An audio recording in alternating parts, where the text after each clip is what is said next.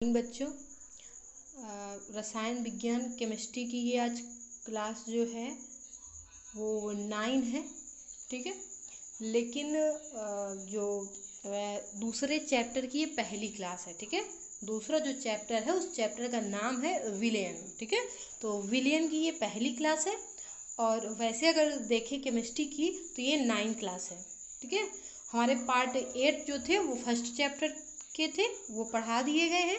ठीक है, तो चलिए 9 पार्ट इसी का मतलब विलियन। ठीक है, जो 9 क्लास है हमारी, लेकिन पार्ट 1 है। ठीक है, तो चैप्टर 2 नेम है विलियन और इसका पार्ट 1 आज पढ़ाया जाता है। इसी तरह इसके भी पार्ट 2, पार्ट 3, पार्ट 4 जितने पार्ट में ये बन जाए। ठीक है, तो कोशिश करेंगे कि कम ही पार्ट रहे और आपको ज़्यादा मैटर मिल जाए। आज तो वैसे थोड़ा सा ही मैटर है, लेकिन अगली क्लास में आपको ज़्यादा मैटर देखने को मिलेगा, क्योंकि कोर्स जल्दी से जल्दी हमें 4 लेसन तक पूरा करवाना है। ठीक है, चलिए चैप्टर विलियन के चलते हैं, चैप्टर 2 पे विलियन को पढ़ते हैं। विलियन को इंग्लिश में बोलते हैं सॉल्यूशन। ठीक है, तो विलियन होता क्या है?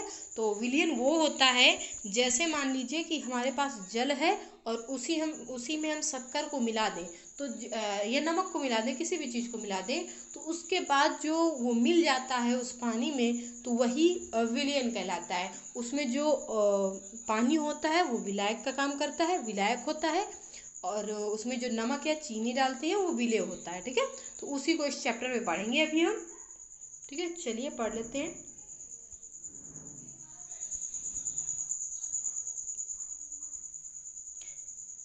चलिए विलियन को पढ़ते हैं। तो विलियन क्या है? विलियन है 2 या 2 से अधिक पदार्थों के समांगी मिश्रण को। ठीक है, समांगी मतलब एक दूसरे में जो मिल जाए। ठीक है, तो 2 या 2 से अधिक पदार्थों के समांगी मिश्रण को विलयन कहा जाता है। ठीक है, 2 या 2 से अधिक पदार्थों के समांगी मिश्रण को विलयन कहा जाता है। विलयन विलायक और विलेय पदार्थों से मिलकर बना होता है। ठीक है, विलयन क्या होता है? विलायक और विलेय पदार्थों से मिलकर बना होता है। ठीक है, जिसमें जैसे मान लीजिए ये एक हमारी जो बाल्टी है। ठीक है, ये पात्र मान लीजिए, इसमें जो है, ठीक है, इसमें जल है। क्या है? जल। ठीक है, ठीक है, तो ये हमारी है चीनी। ठीक है, तो ये चीनी इसमें डालना है। ठीक है, और मान लीजिए यहीं पे एक चीज दूसरा पदार्थ ले लेते हैं, उसका नमक नाम है नमक। ठीक है, तो ये नमक भी इसमें मिला दें, तो ये दोनों चीज इसी में मिक्स हो जाएगा और मिक्सचर बन जाएगा। इसी को बोलते हैं विलयन। क्या बोलते हैं? विलयन। ठीक है, तो देखिए यहाँ पे जो नमक और चीनी होगा, ठीक है, ये काम करेगा विलेय का। क्या काम करेगा? विलेय। नमक चीनी को यहाँ पे विलेय बोलते हैं, और ये जो जल होगा, ठीक है, इसको यहाँ पे बोलते हैं विलायक। क्या बोलते हैं?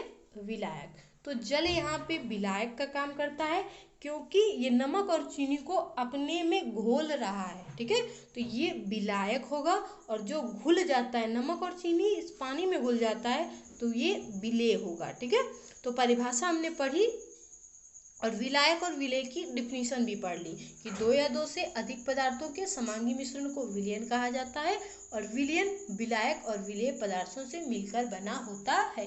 अगर आपको अलग से विलायक की परिभाषा पूछेगा तो आप बता सकते हो कि जो अपने में किसी को घोल ले वो विलायक होता है, जैसे जल।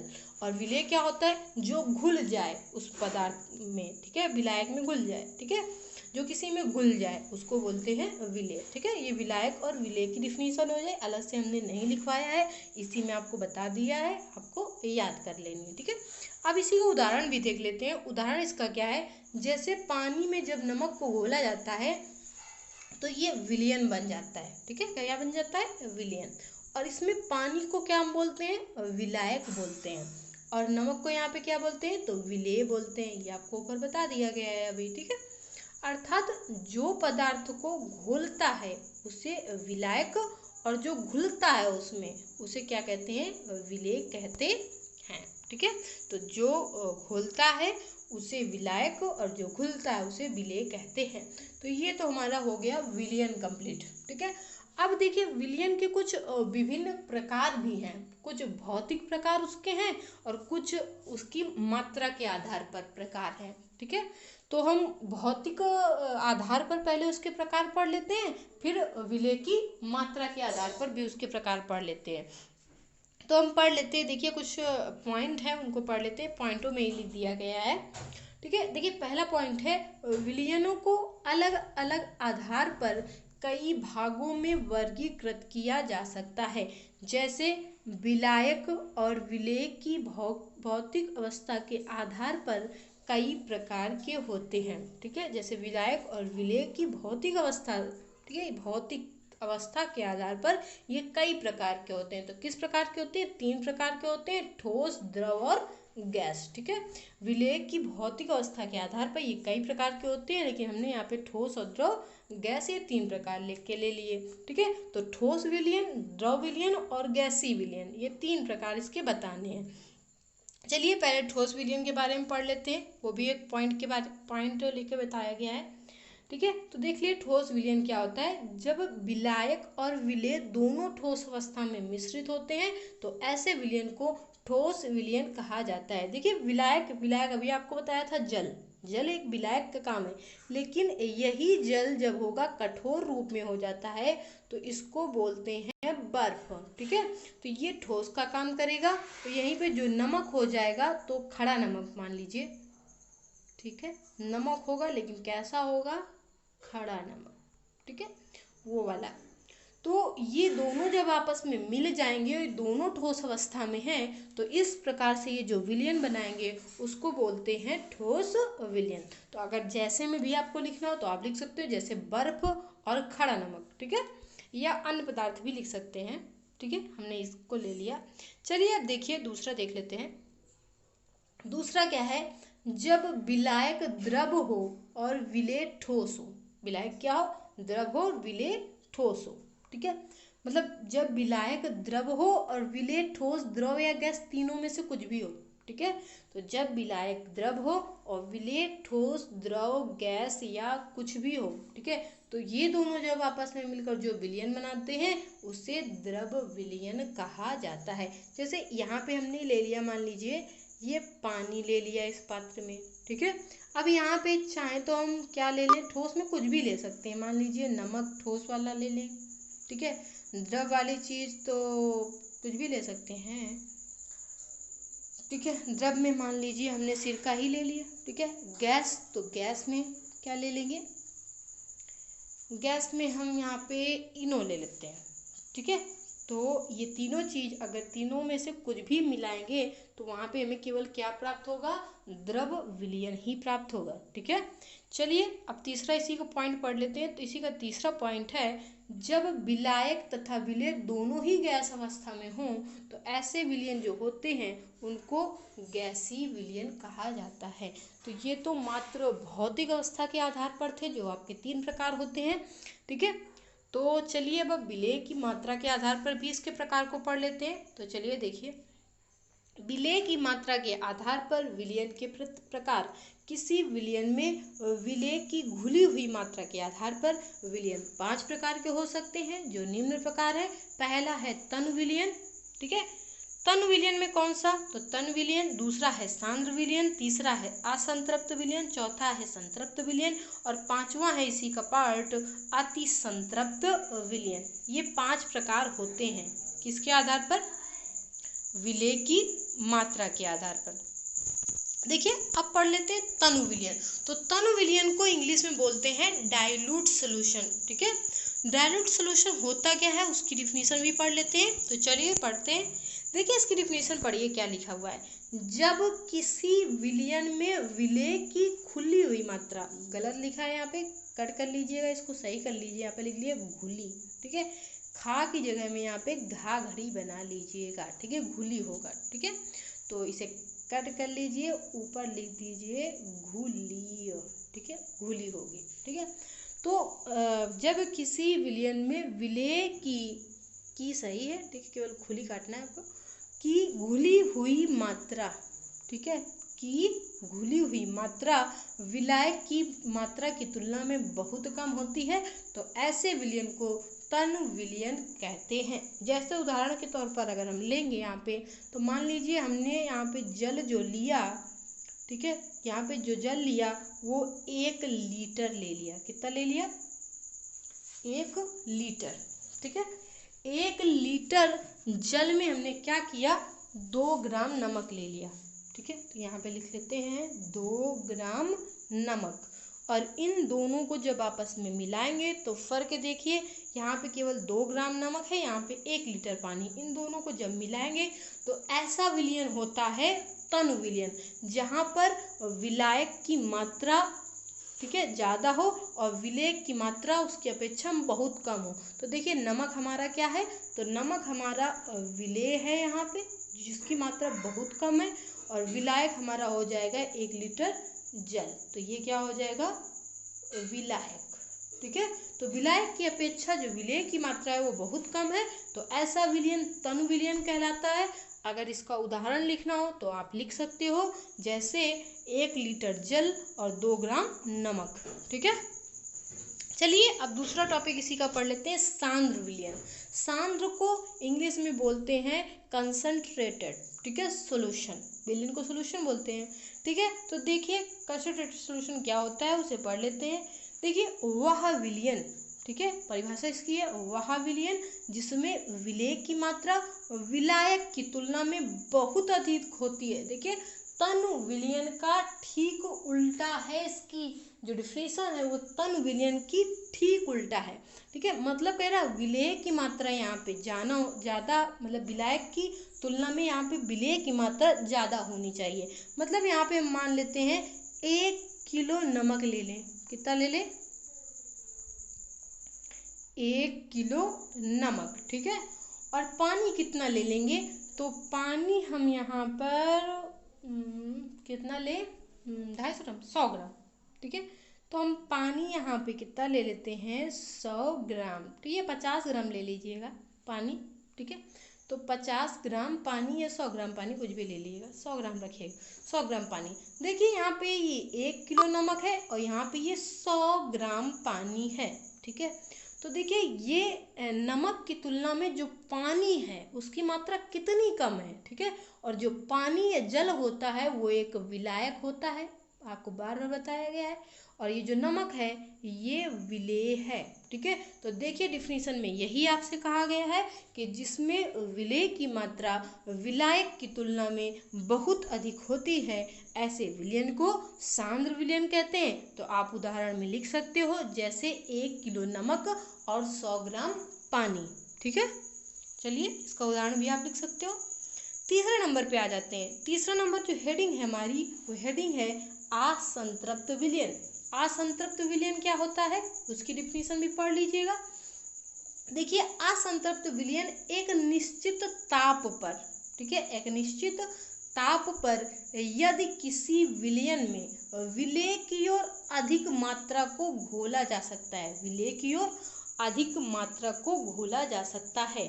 ठीक है, अर्थात जब किसी विलयन में इतना सामर्थ्य हो कि वह उस ओर विलेय को घोलने की क्षमता, उस ओर विलेय को घोलने की क्षमता रखे, तो ऐसे विलयन को असंतृप्त विलयन कहते हैं।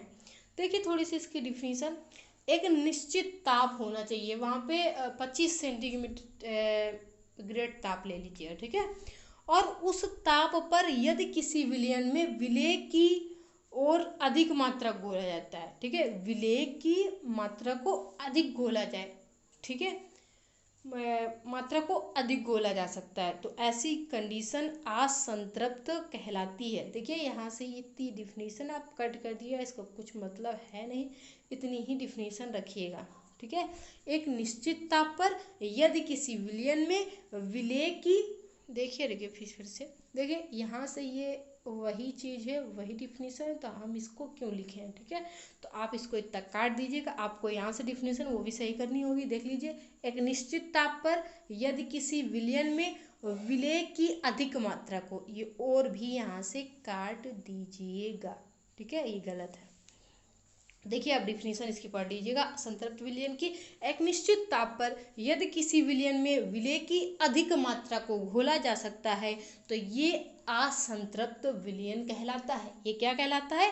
असंतृप्त विलयन कहलाता है। जैसे, ठीक है, निश्चित ताप मान लीजिए 25 सेंटीग्रेड है। कितना है? 25 सेंटीग्रेड, ठीक है। और पानी हमारे पास सिर्फ 250 ग्राम है। कितना है? 250 ग्राम। और मान लीजिए इस 250 ग्राम पानी में हमने घोल ली आधा किलो शक्कर, ठीक है। कितनी घोल ली? आधा किलो शक्कर घोल ली। तो शक्कर की मात्रा यहाँ पे अधिक है और पानी की मात्रा यहाँ पे कम है, तो ऐसा विलयन क्या कहलाता है? और ताप भी हमारा निश्चित है, कितना? 25 सेंटीग्रेड। इससे ज़्यादा हमको नहीं बढ़ाना है, ठीक है। तो जहाँ ताप निश्चित हो और वहाँ पे विलेय की अधिक मात्रा को घोला जा सके तो ऐसा विलयन हमारा असंतृप्त विलयन कहलाता है।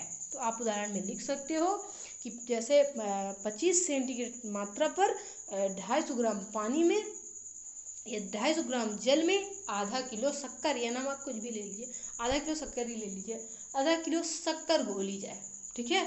तो ये असंतृप्त विलयन कहलाएगा, ठीक है। चलिए चौथे नंबर को भी पढ़ लेते हैं। चौथा नंबर है हमारा संतृप्त विलयन। संतृप्त विलयन को पढ़ लीजिए।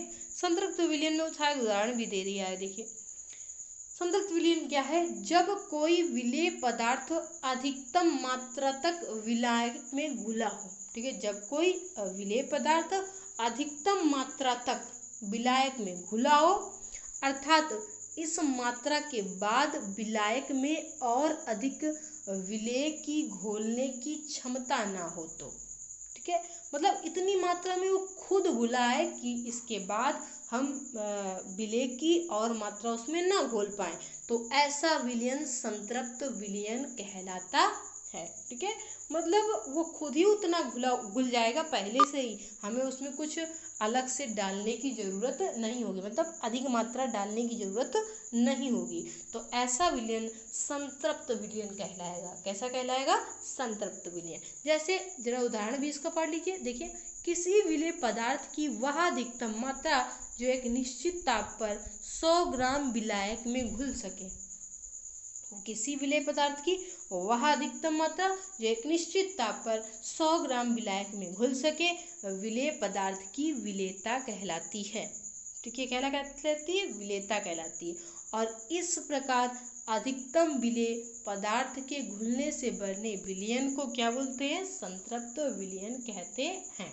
तो इन दोनों डिफिनीशन में आपको जो मन हो ये भी है डिफिनीशन यहाँ तक, ठीक है, और ऊपर भी दिए हैं। तो आपको जो डिफिनीशन अच्छी लगे वो आप लिख लीजिएगा इन दोनों में से। यहाँ पे दो डिफिनीशन है, एक ऊपर यहाँ से लेके यहाँ तक एक डिफिनीशन है और एक डिफिनीशन है यहाँ से लेकर यहाँ तक, ठीक है।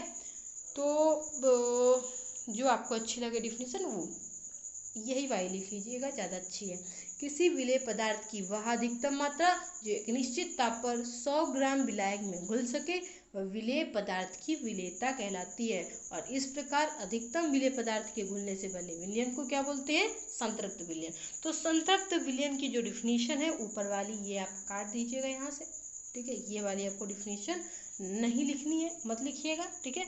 यहाँ से स्टार्ट कीजिएगा, ये वाली डिफिनीशन आप लिख लीजिएगा, ठीक है। तो ये इस तरह का संतृप्त विलयन कहलाता है, ठीक है। चलिए आगे पढ़ लेते हैं। अगली हेडिंग है अतिसंतृप्त विलयन। अतिसंतृप्त विलयन क्या होता है जरा उसे पढ़ लीजिएगा। तो अतिसंतृप्त विलयन क्या होता है? अतिसंतृप्त विलयन जब किसी विलायक में इसकी अधिकतम क्षमता से भी अधिक, ठीक है, मतलब उसमें अगर 250 ग्राम घोलने की क्षमता होगी तो हम उससे भी ज़्यादा मात्रा उसमें डाल दें। जब किसी विलायक में इसकी अधिकतम क्षमता से भी अधिक विलेय पदार्थ मिश्रित कर दिया जाए, ठीक है, मतलब जैसे उससे पानी में जो क्षमता है वो 250 ग्राम शक्कर घोलने की क्षमता, जितना हमने पानी लिया, लेकिन हम उसमें और आधा किलो शक्कर डाल देते हैं, तो मतलब क्षमता से अधिक हो जाएगी ना। तो इस तरह से मिश्रित कर दिया जाए, इसे हम अति संतृप्त विलयन कहते हैं। अब यहाँ पे लिखा हुआ है अर्थात मतलब ये भी कह सकते हैं, ये भी डिफिनेशन बन सकती है, जब संतृप्त अवस्था से भी अधिक विलेय की मात्रा किसी विलायक में मिलाने से जो विलयन बनता है उसे अति संतृप्त कहते हैं। यहाँ पे भी आपको दो डिफिनेशन ही है। यहाँ पे भी जब किसी विलायक में इसकी अधिकतम मात्रा से अधिक विलेय पदार्थ मिश्रित कर दिया तो उसे अति संतृप्त विलयन कहते हैं, और एक यहाँ अर्थात से डिफिनेशन अलग बन रही है, ठीक है। चाहे ये लिख लीजिए चाहे ऊपर वाली लिख लीजिए, जब संतृप्त अवस्था से भी अधिक विलेय की मात्रा किसी विलायक में मिलाने से जो विलयन बनता है उसे अति संतृप्त विलयन कहते हैं। मतलब जितनी मात्रा है उसमें, ठीक है, उससे ज़्यादा हम उसमें मिला रहे हैं, ठीक है, तो ऐसा जो विलयन बनेगा उसे हम बोलते हैं अति संतृप्त विलयन। तो यहीं से जो विलयन पार्ट होता है वो हमारा इंड हो जाता है, ठीक है। विलयन के बारे में हम इतना ही पढ़ेंगे क्योंकि ज़्यादा ये पेपर में नहीं पूछा जाता है, लेकिन फिर भी आपको इसके प्रकार पढ़ा दिए गए हैं, ठीक है। तो विलयन तो आज से हमारा खत्म हो गया। कल हम पढ़ेंगे द्रव्यमान प्रतिशत, इसी के जो घटक होंगे, ठीक है, अभिक्रियाएं होंगी उनसे संबंधित। तो द्रव्यमान प्रतिशत पढ़ेंगे, उसमें मोललता पढ़ेंगे, मोलरता पढ़ेंगे और मोल प्रभाज पढ़ेंगे, जो आपने फर्स्ट ईयर क्लास में भी पढ़ा है, ठीक है, पढ़ाई गई है, लेकिन फिर से आपको इस क्लास में भी पढ़ाई दिया जा रहा है, ठीक है। तो चलिए, हमने कहा था कि ये जरूर इंटर में आपसे पूछे जाएंगे। ये जो अगला टॉपिक होगा मूल अंश, मोलरता, मोललता और द्रव्यमान प्रतिशत, ये मोस्ट इम्पॉर्टेंट टॉपिक होगा जो हर बार पेपर में एक पूछी जाएगी इसमें, ठीक है। तो चलिए, बस यहीं से अपनी क्लास को आज एंड कर रहे हैं। कल इन सारी थ्योरी के साथ और शायद उसी के सवाल के साथ भी मिल जाएं, ठीक है, सवाल भी उसमें करवाएंगे, ठीक है। तो चलिए, यहीं से अपनी क्लास को हम एंड कर